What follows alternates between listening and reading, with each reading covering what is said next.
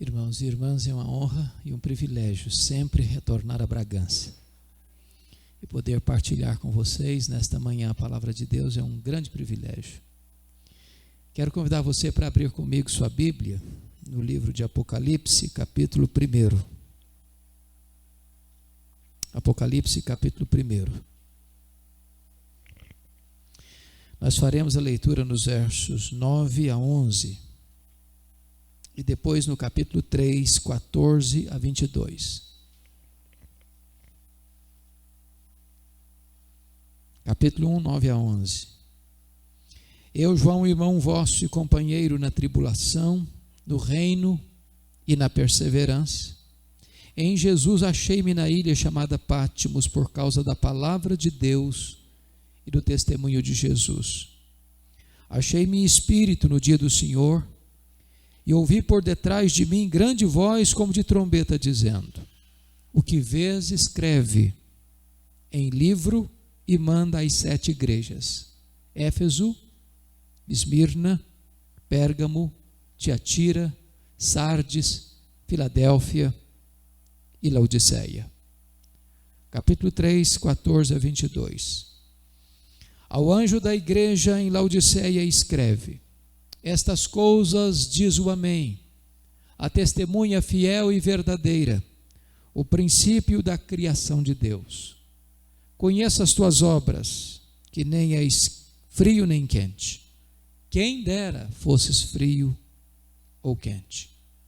Assim, porque és morno e nem és quente nem frio, estou a ponto de vomitar-te da minha boca. Pois dizes: estou rico e abastado e não preciso de coisa alguma. E nem sabes que tu és infeliz. Sim, miserável, pobre, cego e nu. Aconselho-te que de mim compres ouro refinado pelo fogo para te enriqueceres, vestiduras brancas para te vestires, a fim de que não seja manifesta a vergonha da tua nudez, e colírio para ungires os olhos, a fim de que vejas. Eu repreendo e disciplino a quantos amo. Sê, pois, zeloso e arrepende-te.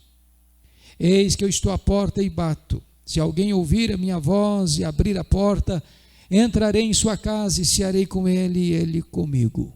Ao vencedor, dar-lhe-ei sentar-se comigo no meu trono, assim como também eu venci e me sentei com meu Pai no seu trono. Quem tem ouvidos, ouça o que o Espírito diz às igrejas. Amém. Queria conversar um pouquinho com vocês sobre restaurando o fervor espiritual.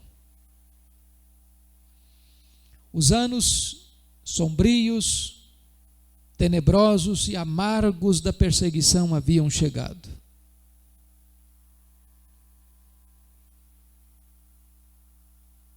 Desde que Cláudio, imperador romano, expulsou os judeus de Roma, já se sinalizava que esses tempos estavam chegando. No ano 54, Nero substitui Cláudio, e as nuvens escuras e pardacentas da perseguição já se formavam no horizonte. No ano 66,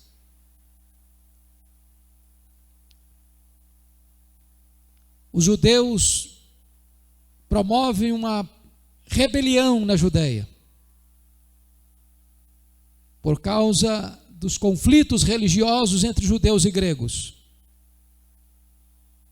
E Nero manda para lá o general Tito, e ele cerca Jerusalém. A situação se torna extremamente complicada. Antes disso, no ano 64, o próprio imperador Nero, um gesto de loucura e de megalomania, porque ele era amante das artes e não gostava da estrutura arquitetônica de Roma e queria reconstruir a cidade de Roma, ele mesmo põe fogo na capital do império. E sobe para o alto da torre de Mecenas, vestido de ator, tangendo a sua lira, assistindo o espetáculo das chamas, lambendo a capital imperial, 7 noites e 6 dias.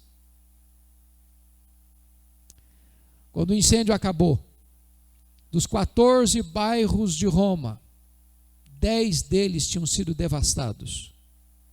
Os 4 bairros restantes, densamente povoados por judeus e cristãos, dão um forte álibi para o imperador para colocar a culpa do incêndio nos cristãos. E começa-se então um massacre, uma chacina coletiva, um banho de sangue na capital do império, a ponto dos crentes serem amarrados em postes, cobertos de piche, para iluminar as noites de Roma. A situação se torna absolutamente amarga e dolorosa. 2 anos depois, aliás, 4 anos depois, no ano 68, 4 anos depois do incêndio, o Senado romano se volta contra Nero. E ele foge de Roma e pede a um dos seus guardas para enfiar a espada em seu ventre. E Nero se suicida. A rebelião na Judéia está em andamento. E chega o ano 70. Essa rebelião é debelada. Quando Tito invade Jerusalém, destrói Jerusalém, queima o templo de Jerusalém, arrasa a cidade de Jerusalém e dispersa de lá judeus e cristãos. Nesse mesmo ano 70, se inaugura em Roma o Coliseu Romano. E na festa de inauguração de 100 dias, 10.000 cristãos são mortos, enrolados em peles de animais e jogados na arena para os cães morderem, para os touros pisarem e para os leões esfaimados da Líbia devorarem. O massacre é coletivo. Os historiadores dizem que faltou madeira para se fazer cruz, para tanto crente ser crucificado.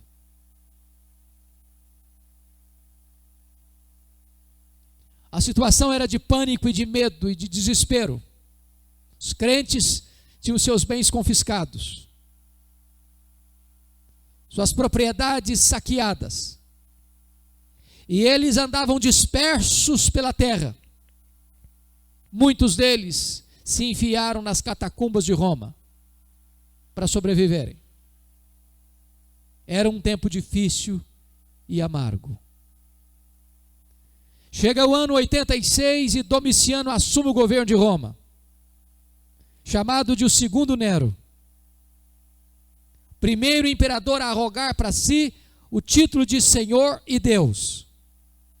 E foi no tempo de Domiciano que o apóstolo João, único sobrevivente do colégio apostólico, porque todos os demais a essas alturas já haviam sido mortos pelo viés do martírio.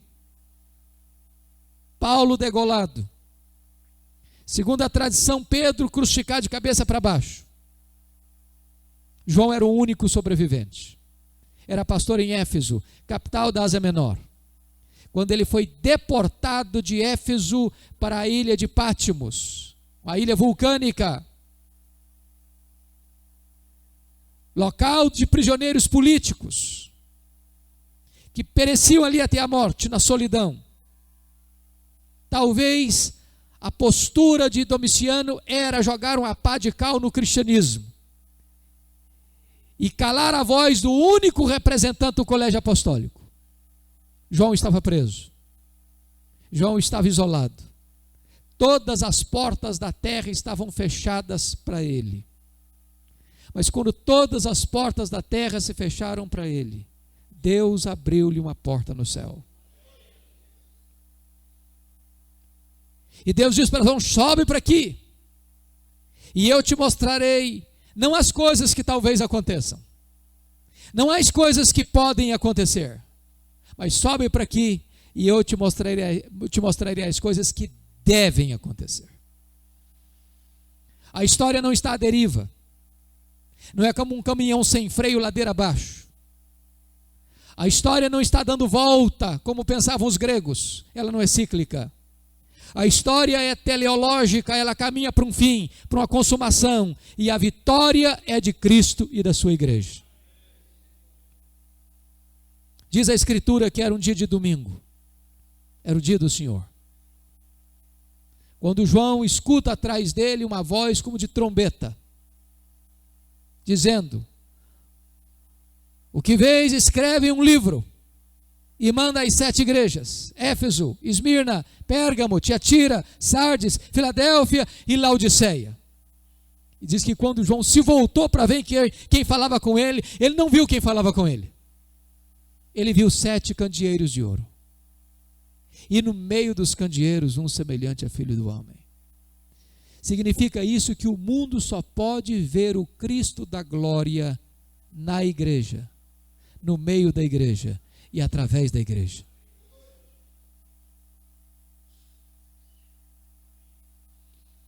Quando João vê, ele não vê mais o Cristo sofrido, espancado, cuspido, esbordoado, vilipendiado da sexta-feira da paixão. Ele vê o Cristo da glória. Não mais o Cristo cujos cabelos estão encharcados de sangue e poeira. Não mais o Cristo cujos olhos estão inchados de tanta pancadaria. Não mais o Cristo cujo rosto está desfigurado das bofetadas. Não mais o Cristo cujas mãos estão rasgadas e cujos pés estão pregados no lenho. Mas ele vê o Cristo da glória. Seus cabelos são brancos como a alva lã. Seus olhos são como chama de fogo. Sua voz como voz de muitas águas. Seu rosto brilha como o sol no firmamento. Suas mãos sustentam a igreja. Seus pés são como de bronze polido. E quando João vê o Cristo da glória, diz a Bíblia que ele se prostra aos seus pés como morto. E o Senhor Jesus põe as mãos, a mão direita sobre ele e diz: não temas, João, eu sou o primeiro e o último. Eu estive morto, mas eis que eu estou vivo pelos séculos dos séculos. Não adoramos o Cristo que esteve vivo e está morto. Adoramos o Cristo que esteve morto e está vivo pelos séculos dos séculos. Mas prestem atenção. No capítulo 1, versículo 13, João vê o Cristo da glória no meio dos candeeiros. Mas no capítulo 2, versículo 1, diz que esse Cristo não está no meio, parado, passivo, inativo. Mas diz no capítulo 2, versículo 1, que ele anda no meio dos 7 candeeiros de ouro. Ele anda no meio da igreja. E aqui está um ponto, irmãos, da mais alta importância para você e para mim. Sobretudo nós pastores. Corremos o risco de estarmos tão próximos do sagrado que nos acostumamos com ele. Já não tem mais impacto no nosso coração. Reunimos-nos porque gostamos de reunir. Cantamos porque gostamos das nossas músicas. Oramos porque isso já é um exercício habitual. Pregamos porque já isso se torna um costume, ainda que sagrado. Mas perdemos de vista que Jesus está presente. E se nós perdermos de vista nas nossas reuniões que o Cristo da glória está entre nós, nossos encontros perdem completamente seu significado e o seu valor. Ele está presente. Ele está aqui. E Ele está aqui passeando entre nós. A grande pergunta, o que é que ele está fazendo? E quando você volta para estas 7 igrejas, você vai perceber que ele está investigando a igreja, sondando a igreja, exortando a igreja, disciplinando a igreja, encorajando a igreja, fazendo promessas para a igreja. Ele está aqui. E você vai perceber que há um estribilho em todas as 7 cartas. Eu conheço. Eu conheço. Eu conheço. Eu conheço. Eu conheço. Eu conheço. Eu conheço. Ele nos conhece. Para 5 destas 7 cartas, ele usou a mesma expressão. Eu conheço as tuas obras. Para a igreja de Éfeso, Tiatira, Sardes, Filadélfia e Laodiceia. Eu conheço as tuas obras. Jesus está aqui, ele conhece a sua vida. Ele conhece o que você faz. Porque as pessoas não sabem, não viram, ele conhece. Que seu marido não viu, ele conhece. Que a sua mulher não viu, ele conhece. Que o seu pastor não viu, ele conhece. O que ficou escondido nos bastidores, ele conhece. Que o braço da lei não alcançou, ele conhece. Para a igreja de Esmirna, a mais pobre igreja da Ásia, Jesus Cristo disse: eu conheço a tua pobreza e a tua tribulação. Jesus conhece a sua dor, suas noites indormidas, suas lágrimas copiosas, suas madrugadas insones, suas angústias que apertam o peito e trazem luto para a alma.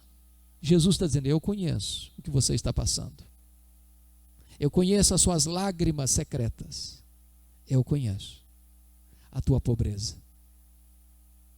Para a igreja de Pérgamo, Jesus usa uma outra expressão: eu conheço o lugar onde tu habitas, onde está o trono de Satanás. Pergunta: por que Jesus usou essa expressão para a igreja de Pérgamo? Por 2 razões, pelo menos. Primeiro, Pérgamo era uma das mais importantes cidades da Ásia Menor.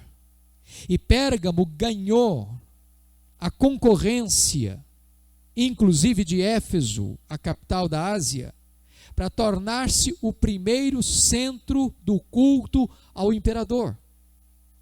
Pérgamo construiu o primeiro templo dedicado a César para ser adorado como Deus.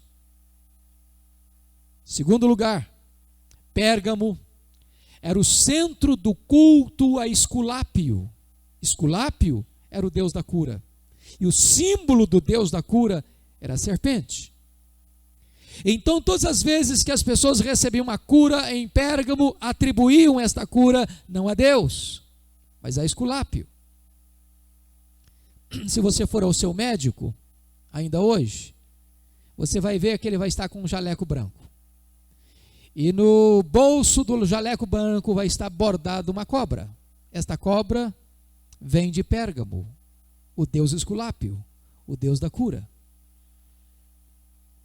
E todo culto que não é prestado a Deus é um culto falso, a um falso Deus. Por isso Jesus Cristo está dizendo, quando eles pensam que estão adorando ao imperador, quando eles pensam que estão adorando a Esculápio, na verdade eles estão adorando o próprio Satanás. Lá está o trono de Satanás. Você vai ver ainda que quando Jesus, andando no meio dessas 7 igrejas, ele vai fazer elogios e vai fazer censuras. Para 2 igrejas, Jesus Cristo só fez elogios e nenhuma censura. Para a igreja de Esmirna e para a igreja de Filadélfia. As 2 mais pobres igrejas da Ásia. A igreja de Esmirna era pobre, a igreja de Filadélfia era fraca, tinha pouca força.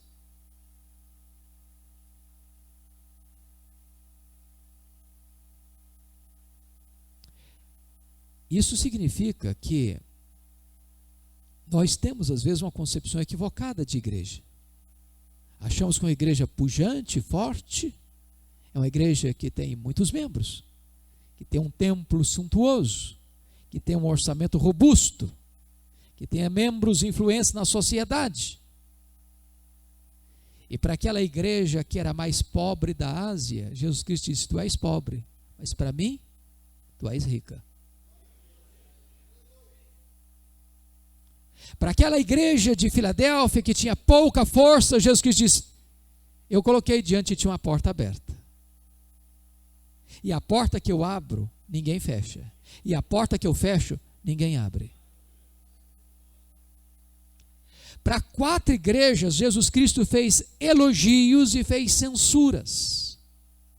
A igreja de Éfeso recebe elogios de Jesus pela sua ortodoxia, pelo seu zelo doutrinário, que não tolerava os falsos apóstolos e odiava as obras dos nicolaítas. Mas Jesus Cristo se dirige a esta igreja dizendo: eu tenho uma coisa contra ti, tu abandonaste o teu primeiro amor. Tu tens zelo pela verdade, mas tu perdeste a piedade, o entusiasmo, o fervor espiritual. Por outro lado, a igreja de Tiatira recebe de Jesus elogio, porque ela tem mais obras e mais amor agora do que lá no começo. Mas Jesus disse: eu tenho uma coisa contra ti. Tu toleras aí esta falsa profetisa Jezabel, que está induzindo o meu povo à prostituição. Vamos comparar as duas igrejas? A igreja de Éfeso tinha doutrina, mas não tinha amor. A igreja de Tiatira tinha amor, mas não tinha doutrina. Ambas receberam censuras de Jesus. Porque não adianta ter doutrina e não ter amor, e não adianta ter amor e não ter doutrina. Essas duas coisas precisam andar de mãos dadas: ortodoxia e piedade. A igreja de Pérgamo, Jesus Cristo faz elogios, porque naquela igreja tinha gente tão crente, tão piedosa, a ponto de estar pronta a morrer por Cristo, como o líder daquela igreja, Antipas, que morreu dentro de um boi de bronze, martirizado. Mas tinha gente lá em Pérgamo com o coração dividido, sendo seduzida pela doutrina de Balaão. A igreja de Sardes tem algumas pessoas lá que ainda mantêm suas vestiduras limpas e incontaminadas, mas a maioria tem nome de que vive, mas está morta.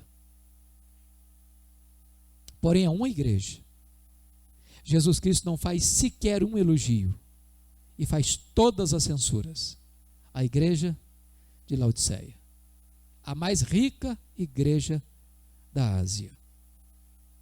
Chama a sua atenção para um ponto importante aqui, e eu estou fazendo uma longa introdução de um apanhado destas igrejas, para trazer isso para a nossa vida aqui e agora.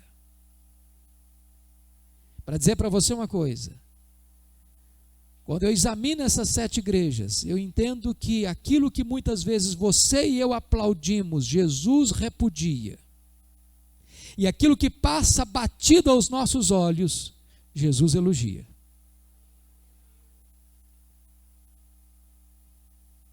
Por exemplo, a avaliação que Jesus Cristo faz é diferente da minha. Para a igreja pobre de Esmirna, Jesus Cristo diz: tu és rica. Mas para a igreja rica de Laodiceia, Jesus Cristo diz: tu és pobre, miserável, pobre, cega, nua. O que é uma igreja rica para você?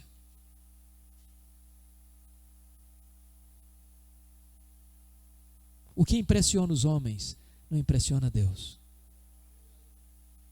O que arranca aplausos na terra nem sempre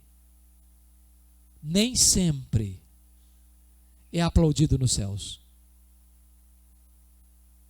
Por exemplo, a igreja de Sardes tinha uma fama na cidade: tu tens nome de que vive, mas tu estás morta. Diríamos hoje que Sardes era uma igreja avivada. Talvez o culto mais animado da cidade. Talvez a igreja com maior vibração emocional. Talvez a igreja com maior fama e sucesso na Ásia pela vitalidade dos seus cultos. Mas Jesus não se impressiona com o que nos impressiona. Ele vê um pouquinho mais profundo. Ele vê a intimidade do coração. Ele procura a verdade no íntimo. Ele não se impressiona com a casca, com o verniz, com as máscaras, por mais belas que elas sejam. E diz: tu tens nome de que vive, mas tu estás morta.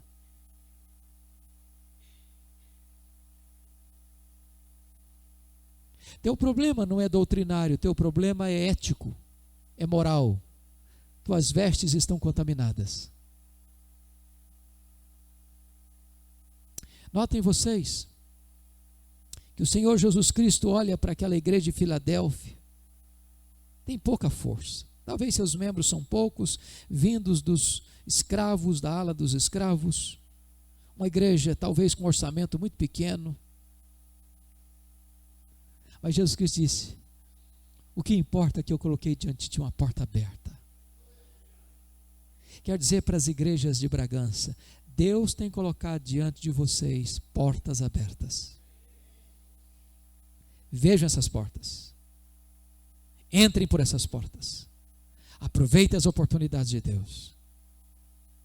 Porque quando nós estamos no centro da vontade de Deus, os recursos de Deus jamais faltarão para fazer a sua própria obra.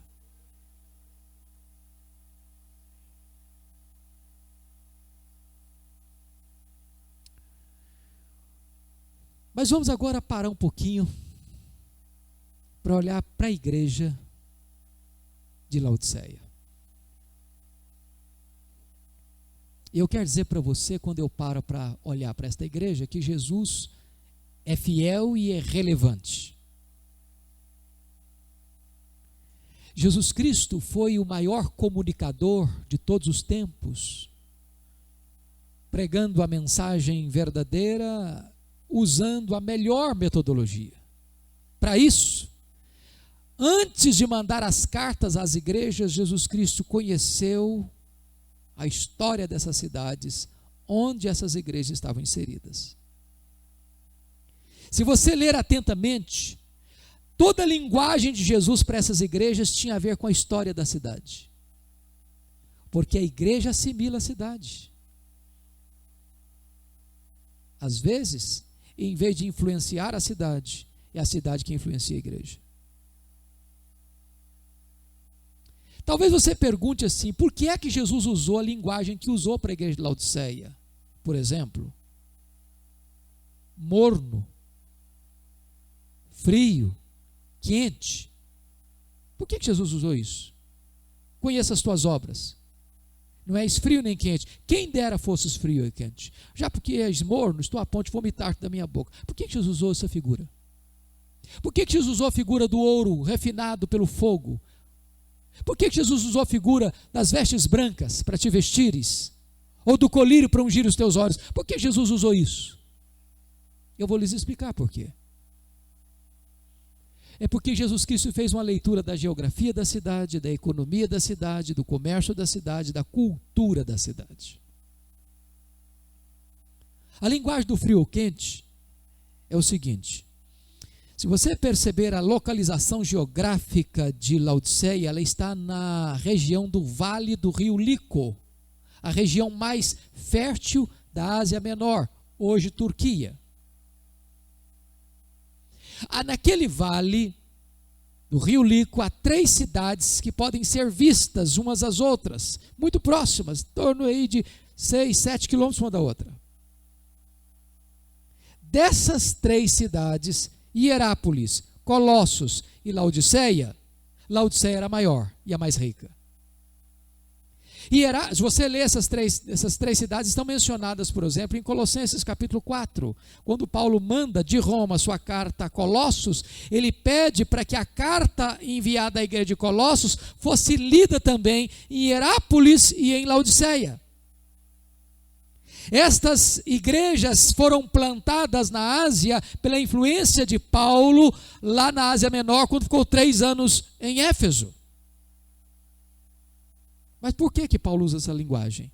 É que Hierápolis era uma cidade mundialmente conhecida pelas suas águas quentes, suas águas térmicas. Era a nossa Caldas Novas brasileira. E lá em Hierápolis existia uma montanha, até hoje obviamente existe, chamado Castelo de Algodão. Uma rocha, uma montanha de rochas calcárias brancas, de onde iam brotando águas quentes, formando piscinas, que eram lugares de banhos.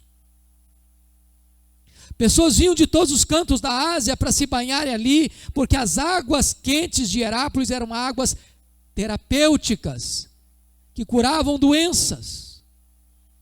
Por outro lado, do outro lado do rio Lico ficava Colossos, que também era uma cidade famosa pelas suas águas geladas, águas frias, que também eram águas terapêuticas. Só que Laodiceia, a maior cidade, não tinha fontes. As águas que chegavam em Laodiceia vinham das montanhas por aquedutos e chegavam em Laodiceia mornas, impróprias para beber e sem qualquer efeito curativo e terapêutico. Jesus Cristo olha para essa geografia e diz: eu conheço as tuas obras. Tu não és nem quente como as águas de Hierápolis, nem fria como as águas de Colossos. Tu és morna, como as águas que chegam em Laodiceia. E porque tu és morna, eu estou a ponto de vomitar-te da minha boca.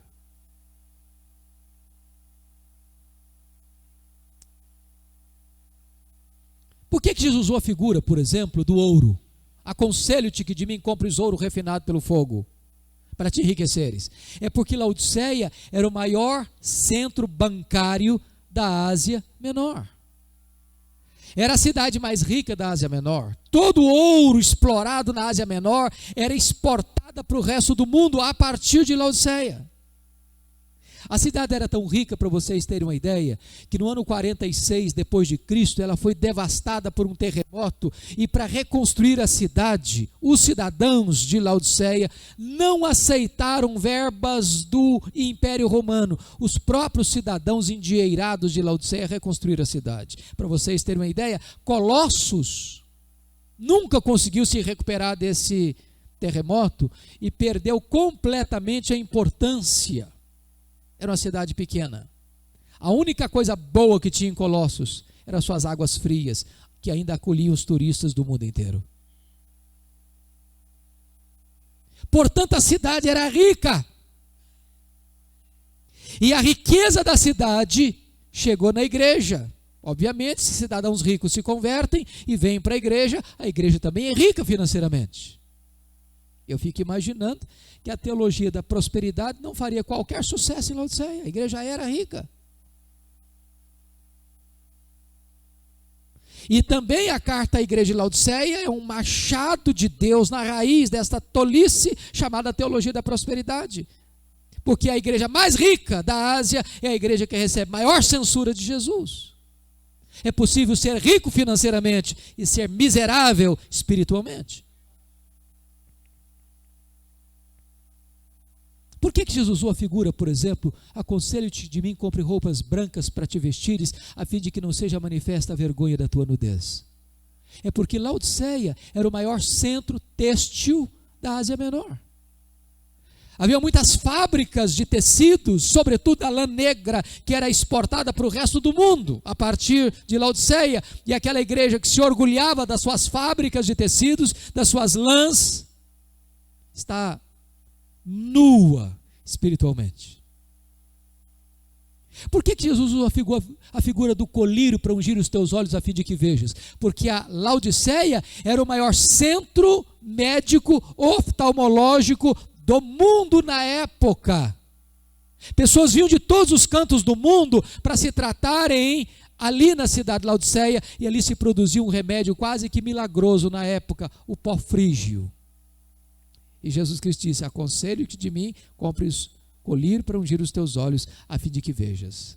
Aquela cidade tão empolgada com a sua medicina na área da oftalmologia, não possuía na igreja discernimento espiritual.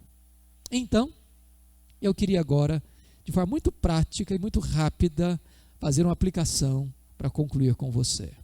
Jesus Cristo faz três abordagens nessa igreja. Primeiro, um diagnóstico. Segundo, um apelo. Depois, promessas. Vamos ver qual foi o diagnóstico. O diagnóstico está aí nos versículos 15 ao versículo 17. Conheça as tuas obras, que nem és frio nem quente. Quem dera fosses frio ou quente. Assim, porque és morno, nem és quente nem frio, estou a ponto de vomitar-te da minha boca. Pois dizes, estou rico e abastado, não preciso de coisa nenhuma, e nem sabes que tu és infeliz, sim, miserável, pobre, cego e nu. O que eu quero levantar com os meus irmãos aqui nesta manhã é o seguinte: o que é que Jesus Cristo não viu nesta igreja? E o que é que ele viu nesta igreja? A igreja que recebe a maior censura de Jesus, Jesus não viu aqui heresias. Não viu. Não há nenhuma denúncia de heresia na igreja de Laodiceia. Não havia ataque dos falsos apóstolos nesta igreja como estava acontecendo na igreja de Éfeso. Não havia aqui nenhuma denúncia das doutrinas hereges de Balaão, como estava acontecendo na igreja de Pérgamo. Não havia aqui nenhuma influência ou presença da falsa profetisa Jezabel, levando o povo à imoralidade. Em outras palavras, a igreja de Laodiceia era uma igreja ortodoxa, bíblica, teologicamente correta. Preste atenção nisso. Mesmo que uma igreja seja ortodoxa, ela pode estar recebendo a mais severa censura de Jesus. Porque ortodoxia morta mata. O que Jesus não viu na igreja de Laodiceia? Jesus não viu também na igreja de Laodiceia nenhum sinal de imoralidade, como estava acontecendo na igreja de Pérgamo. Porque você sabe que a doutrina de Balaão era induzir as pessoas à imoralidade. Como, por exemplo, na igreja de Tiatira, onde a falsa profetisa Jezabel estava induzindo o povo à prostituição. Ou como na igreja de Sardes, onde as pessoas estavam contaminando as suas vestes com a vida imoral. Em outras palavras, a igreja de Laodiceia era uma igreja ortodoxa e, em segundo lugar, era uma igreja ética. A liderança da igreja não precisava se reunir para disciplinar membros faltosos, não havia escândalos naquela igreja. Para um observador de fora e superficial, ele aplaudiria aquela igreja pela sua ortodoxia e pela sua ética, pela sua moral, pelo seu comportamento. Terceiro lugar, Jesus não vê naquela igreja nenhum sinal de perseguição, como estava acontecendo na igreja de Pérgamo, por exemplo, onde gente já tinha sido martirizada. Prestem atenção que a essas alturas o mundo está em ebulição. As pessoas estão morrendo por todo lado. E lá em Laodiceia a igreja está em paz. Quarto lugar, Jesus não identifica na igreja de Laodiceia nenhum gesto de pobreza material. A igreja é rica e é próspera. Agora para um pouquinho comigo. Uma igreja que é ortodoxa, uma igreja que é ética, uma igreja que está em paz, e uma igreja que é próspera, eu queria ser membro dela. Essa igreja tem o melhor testemunho na cidade. Essa igreja não está nos jornais por causa de seus escândalos. Essa igreja estaria na mídia todo dia hoje dizendo o seguinte: conta aí o seu testemunho. Não, eu era pobre, depois que eu vim para a igreja fiquei rico.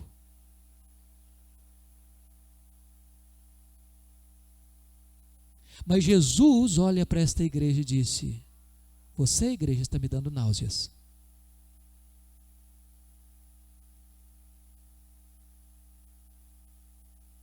Sabe o que faltou? Agora vamos ver o que Jesus viu na igreja. Ele não viu heresia, não viu imoralidade, não viu perseguição, não viu pobreza. Mas o que ele viu? O que Jesus viu na igreja de Laodiceia foi falta de fervor espiritual. A igreja estava apática. A igreja estava insossa. A igreja estava insípida. A igreja estava morna. A igreja estava sem entusiasmo. A igreja estava sem fervor.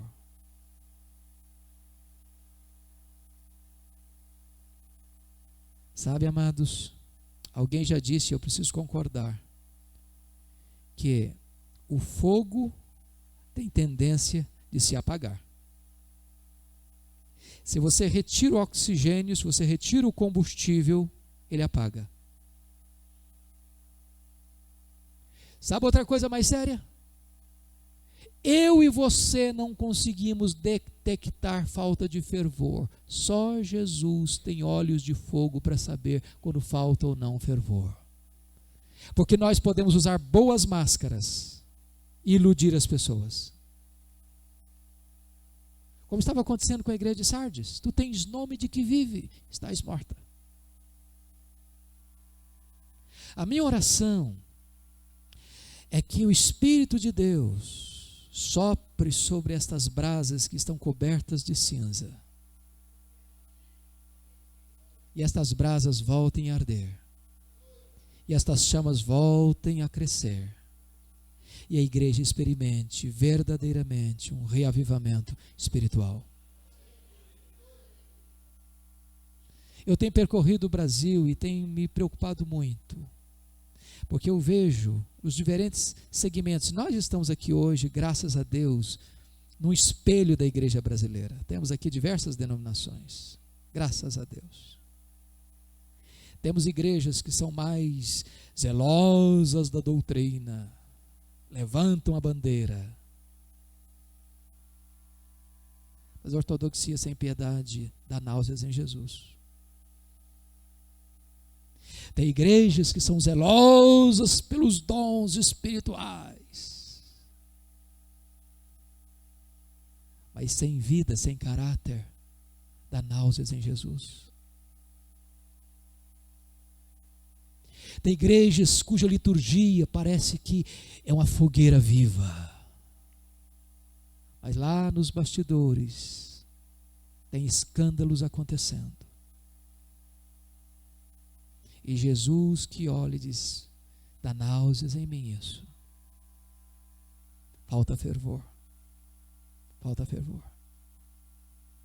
Não fervor fabricado. Não fervor plástico. Não fervor cênico. Fervor que só o Senhor da igreja vê.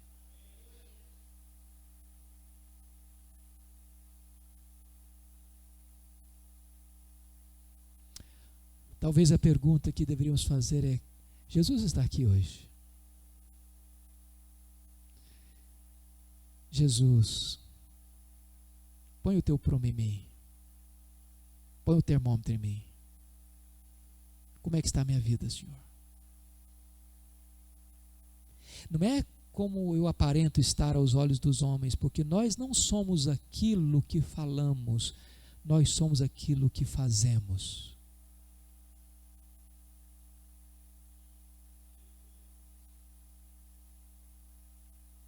A igreja está precisando, irmãos, a igreja brasileira está precisando de uma reforma e de um reavivamento. Reforma porque muitas igrejas têm se desviado do evangelho. Estão pregando um outro evangelho. E reavivamento porque muitas igrejas que ainda permanecem no evangelho perderam o fervor. E nós não podemos separar o que Deus uniu, ortodoxia e piedade.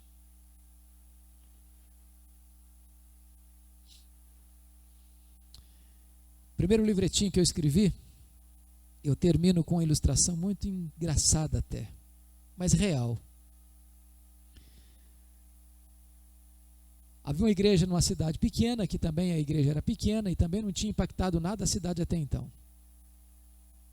E morava um ateu do lado da igreja, que nunca teve nem sequer curiosidade de ir à igreja, também nunca recebeu o convite para ir. E um dia o templo desta igreja pegou fogo, literalmente. Pegou fogo.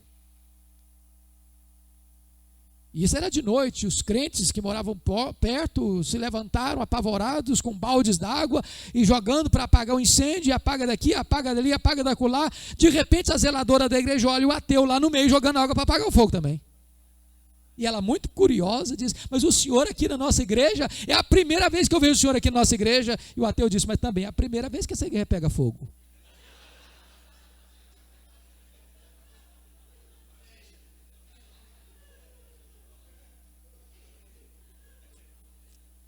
Se a igreja pega fogo, irmãos, as pessoas virão. E eu não estou falando de fogo estranho, não estou falando de fogo fátuo, não estou falando de fogo que o homem acende. Eu estou falando do fogo que só o Espírito Santo pode acender. Vamos ao apelo de Jesus. Olha comigo, versículos 18 a 20. Aconselho-te que de mim compres ouro refinado pelo fogo para te enriqueceres, vestiduras para te vestires, colírio para ungir os teus olhos. O que me encanta em Jesus é que aquela igreja que devia estar dando prazer e deleite a ele, está provocando náuseas nele. Mas ele não desiste dessa igreja. Que bom que Jesus não desiste de nós. Que bom. Talvez você tenha desistido dele, mas ele não desiste de você. E ele se aproxima desta igreja, e podia fazê-lo, porque ele é o Senhor dela e dono dela, ele podia chegar a essa igreja dando ordens, mas ele chega dando conselhos. Ele chega como um mercador espiritual, como um mascate. Ele tem um produto para vender, e esse produto é absolutamente vital, e o preço é de graça. Aconselho-te que de mim compres. Agora eu chamo a atenção para esse ponto aqui, irmãos, porque você e eu somos muito tentados hoje a buscar os meios e mecanismos do pragmatismo para levar a igreja ao crescimento. Todo pastor quer ver sua igreja crescer. De repente você está vendo a igreja da esquina crescendo e a sua não está crescendo. Eu falei: meu Deus, o que ele está fazendo lá? Tem que fazer igual. Tem muita gente negociando a verdade para crescer. Tem muita gente fazendo da igreja uma empresa, fazendo do púlpito um balcão, fazendo do evangelho um produto, fazendo o templo uma praça de negócios, fazendo o templo consumidores e fazendo do objetivo da igreja o lucro. Talvez você discorde de mim, mas é isso que eu estou vendo.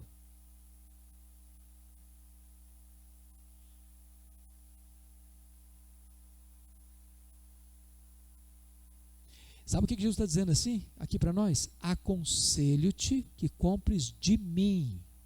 O que ele está querendo dizer com isso? Jesus é o remédio para a igreja. Jesus é a saída para a igreja. Não é inventar novidade.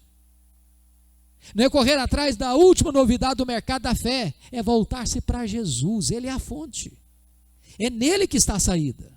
É Ele que revitaliza a igreja, é Ele que reaviva a igreja, é Ele que traz fervor espiritual para a igreja, é nele que nós devemos encontrar a fonte da vida para a igreja. O que a igreja precisa? A igreja precisa de verdadeira riqueza espiritual. Ouro processado no céu. O que a igreja precisa? A igreja precisa de salvação e santidade, vestes brancas, falam de justiça e santidade. que a igreja precisa? Precisa de discernimento espiritual, colírio vindo do céu. Quando chega no verso 19, Jesus Cristo vai fazer uma declaração e dar uma ordem. E a declaração é essa: eu repreendo e disciplino a quantos amo. Em outras palavras, não importa a sua situação, eu não desisto de você. Eu não abro mão de você. E se eu estou disciplinando você, não é porque eu quero esmagar a cana quebrada e nem apagar a torcida que fumega. É porque eu amo você e não posso abrir mão de você. Agora eu tenho uma ordem para lhe dar: sê, pois, zeloso e arrepende-te. Quando chega no verso 20, Jesus Cristo tem uma outra linguagem. E aqui eu me impressiono muito. Sabe qual o medo que eu tenho? É da igreja se reunir, cantar, pregar, orar, ofertar,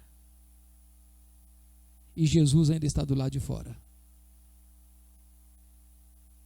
Nós, muitas vezes, somos um fim em nós mesmos. E Jesus Cristo está do lado de fora dizendo: eu estou à porta, e eu estou batendo. E a palavra bater aí é continuar batendo, insistindo. Se você abrir a porta, eu vou entrar. Eu vou cear com você e você vai cear comigo. Sabe o que me encanta aqui? Que Jesus nos convide para cear com Ele já é um milagre. Mas que Ele queira cear conosco é graça. É graça. E sabe o que significa cear? É comunhão, é intimidade particular. Fora dos holofotes. Na sua intimidade. Ele quer assentar-se à mesa com você. Se nós perdermos de vista a perspectiva da intimidade de Jesus, o ministério se torna uma profissão árida e seca.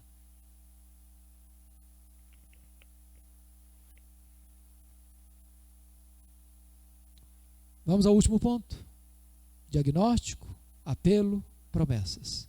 Volta os olhos comigo para o verso 14, para ver se ele tem competência para fazer promessas. Ao anjo da igreja em Laodiceia escreve: essas coisas diz o Amém. Ele é a última palavra de Deus, ele é o ômega de Deus. Se você não escutar Jesus, não tem outra palavra para você. Não tem outro remédio. Ele é o Amém de Deus. Ele é a testemunha fiel e verdadeira. Em outras palavras, Ele não vai frustrar você. Ele não vai decepcionar você. Ele não vai desamparar você. Ele tem zelo pela sua palavra em a cumprir. Ele é o princípio da criação de Deus. E não queremos aqui concordar com o presbítero Ário lá de Alexandria, quando disse: não, se Jesus é o princípio da criação de Deus, foi o primeiro ser criado por Deus. Não, não é isso. Ele é o agente da criação de Deus. Tudo foi feito por meio dele, e sem ele nada do que foi feito se fez. E se ele chamou à existência as coisas que não existiam, ele pode pôr em ordem o caos da sua vida espiritual. Que promessa ele faz? Ao vencedor, dar-lhe-ei sentar-se comigo no meu trono, versículo 21. Assim como eu venci, sentei com meu Pai no seu trono. Veja a transição que ele faz do verso 20 para o verso 21. Ele sai da intimidade da mesa para a publicidade do trono. O que Jesus está dizendo é o seguinte: eu não quero apenas levar você para o céu, eu quero levar você para o trono. Mas quem é que vai sentar-se comigo no trono? Aqueles que sentaram-se comigo na intimidade da mesa. E ele termina: quem tem ouvidos, ouça o que o Espírito diz às igrejas. Eu quero terminar dizendo o seguinte para os irmãos: será que essas igrejas ouviram o que o Espírito disse a elas? Jesus Cristo disse para a igreja de Éfeso: se você não se arrepender, eu virei a ti e removerei o teu candeeiro. Eu estive agora em julho visitando essas 7 igrejas. E fiquei muito triste. Porque a única coisa que eu vi foram pedras e poeira. Uma vaga lembrança de uma igreja que existiu no passado. Hoje, nesta mesma região, existe menos de 1% de crentes em Cristo. Essa região é dominada pelos muçulmanos. Aquela igreja morreu. Não existe mais. Sabem por quê? Porque elas não ouviram o que o Espírito disse a elas. Sabe de uma coisa que a estatística prova? A cada 3 gerações nós corremos o risco de entrar numa apostasia. A geração que saiu do Egito pereceu no deserto. 2 pessoas só entraram. A segunda geração conhecia a Deus não tanto quanto seus pais conheciam, mas a segunda geração não passou para a terceira geração o conhecimento que tinha de Deus. E diz a Bíblia que a terceira geração não conhecia mais a Deus. Israel entrou num terrível período de 330 anos, período dos juízes, onde cada um fazia o que bem entendia. Os nossos avós foram mais comprometidos com Deus do que os nossos pais. Os nossos pais foram mais comprometidos com Deus do que nós. Nós talvez sejamos mais comprometidos com Deus que os nossos filhos. Se não tiver misericórdia de Deus, os nossos netos poderão entrar num processo de apostasia.